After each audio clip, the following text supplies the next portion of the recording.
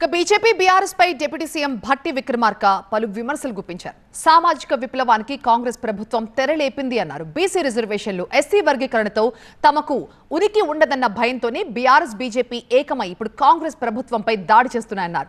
తెలంగాణలోని బహుజనులంతా ప్రభుత్వానికి అండగా ఉంటారన్నారు భట్టి.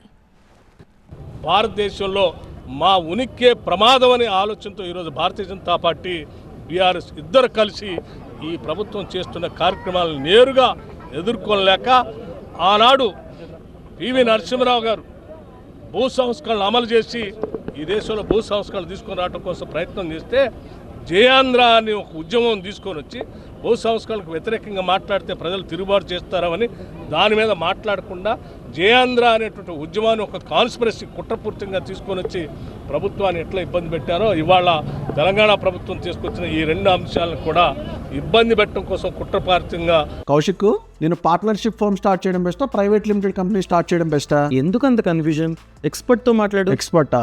ఎలా? బాస్ వాలా బీ ద బాస్. మిగతా అంశాలు తీసుకొని బీఆర్ఎస్ బీజేపీ ఏకమై తెలంగాణ ప్రభుత్వం పైన దాడి చేయడానికి ప్రయత్నం చేస్తుంది. ఈ రాష్ట్రంలో ఉన్న సకల బహుజనులు అందరూ ఏకమవుతారు. ఈ రాష్ట్ర ప్రభుత్వం తీసుకొచ్చినటువంటి క్యాస్ట్ సెన్సస్ లేకపోతే క్యాస్ట్ సెన్సస్ ద్వారా వచ్చిన 42% రిజర్వేషన్లు కాపాడుకోవటం కోసం ఎస్సీ, ఎస్టీ, బీసీ మైనార్టీలే కాదు మిగతా బహుజనులు అందరూ కూడా ఏకమై ఈ ప్రభుత్వానికి అండగా ఉంటారు. రాహుల్ గాంధీ గారికి అండగా ఉంటారని కూడా ఈ సందర్భంగా